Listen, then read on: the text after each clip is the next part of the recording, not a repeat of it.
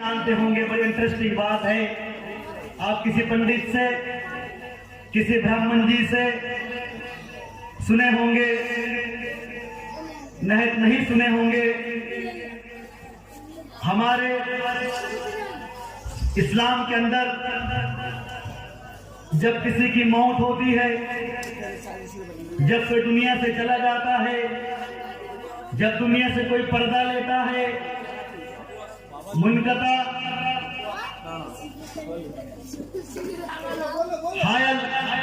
हालत में जब बैठ जाता है, जब मरने वालों के पास जब कोई मुसलमान बैठता है तो उसको क्या करना चाहिए?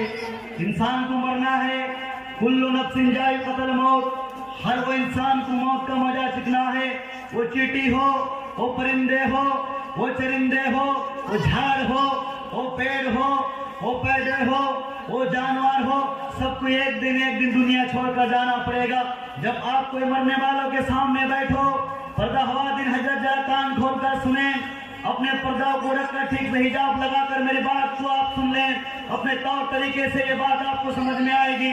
आप भी किसी औरत के सामने बैठते हो, जब किसी आपकी माँ जाती है दुनिया छोड़कर, जब किसी अहलो अहल दुनिया छोड़कर जाता है, जब मरने वालों के सामने बैठो तो पहले क्या करना चाहिए?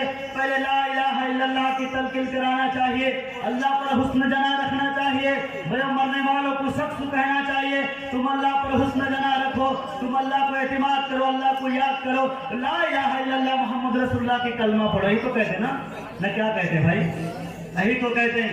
उसके बाद जब मरने वाला के पास बैठो तो उनकी अच्छाई बयान करो, उसके बुराई को उठाकर फेंक दो। जब तुम उसकी अच्छाई बयान करोगे तो आमीन, फरिश्ता भी तो अच्छाई के साथ आमीन कहता है। जब तुम आमीन कहते हो, फरिश्ता आमीन कहता है, दोनों की आमीन मिलती है तो फिर मरने वाले शख्स की मग़फ़िरात होती है। तो सुभान अल्लाह, फिर मग़फ़िरात होती है मरने वाला शख्स की। मरने वालों के पास जब तुम बैठो तो क्या कहो?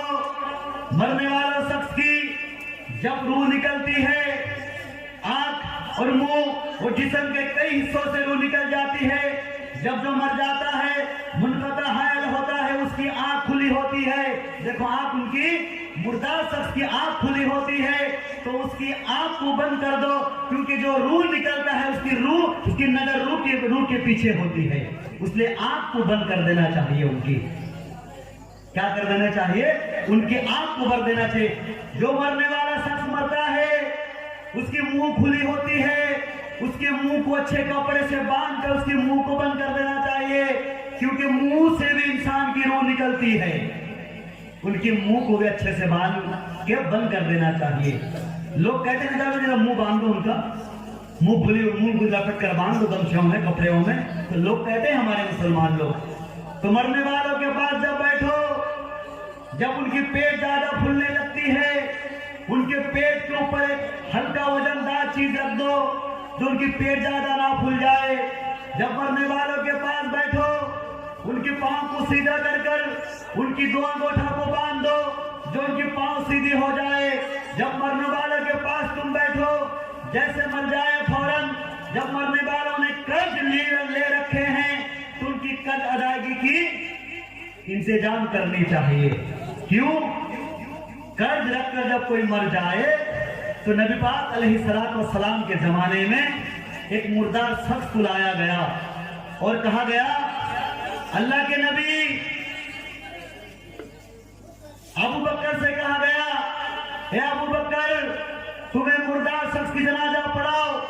उस्मान बिन अफ़्फ़ान से कहा गया, तुम इनकी जनाजा पढ़ाओ। अली बिन अबू तालिब से कहा गया, तुम इनकी जनाजा पढ़ाओ। अबू बकर सिद्दीक से कहा गया, तुम इनकी जनाजा पढ़ाओ। सबने इनकार कर दिए। क्यों इनकार कर दिए? बोले इमामों का इमाम दुनिया के अंदर मौजूद है, वो इमाम को तो हम मोहम्मद रसूलुल्लाह को जो तुम्हारी भी उनकी जनाजा पढ़ा देंगे।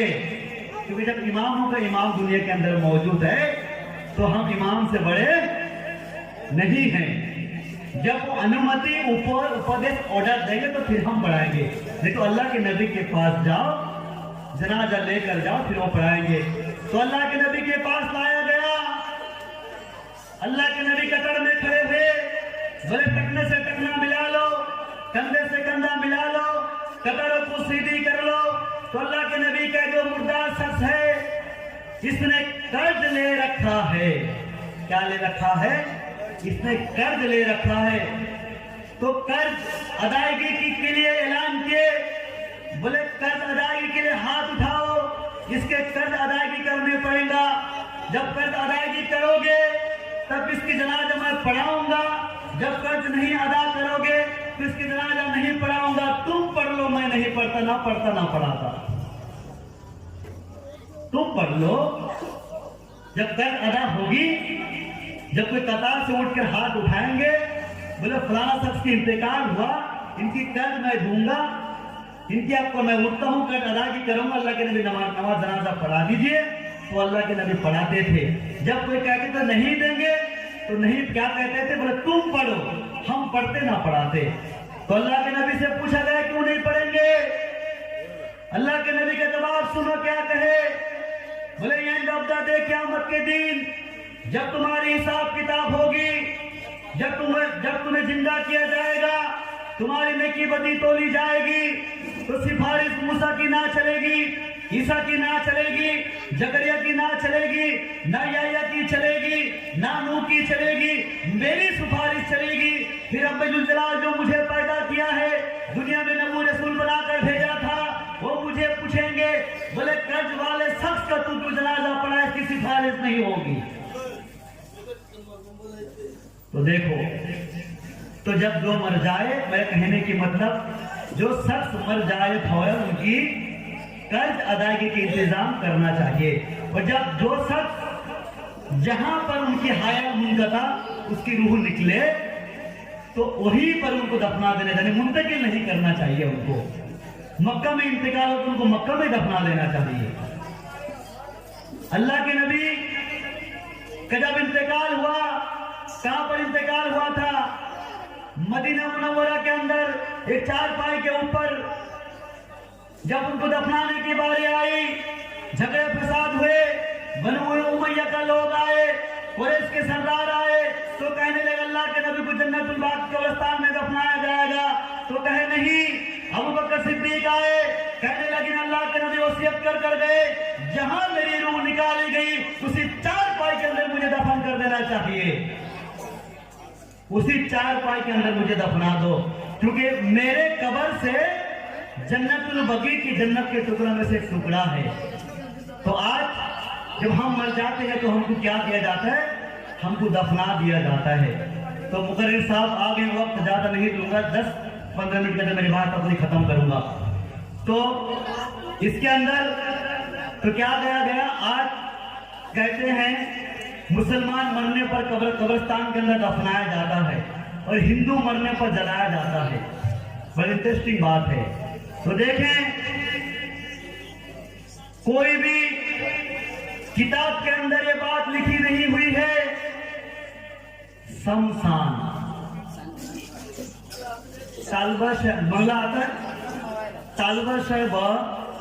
तालबश आकर दंतना ना शमशान, कहीं पर लिखा नहीं हुआ है शमशान। उसका अच्छी जो सस्की जुबान है वो सैंसान माने सुलाने वाली जगह।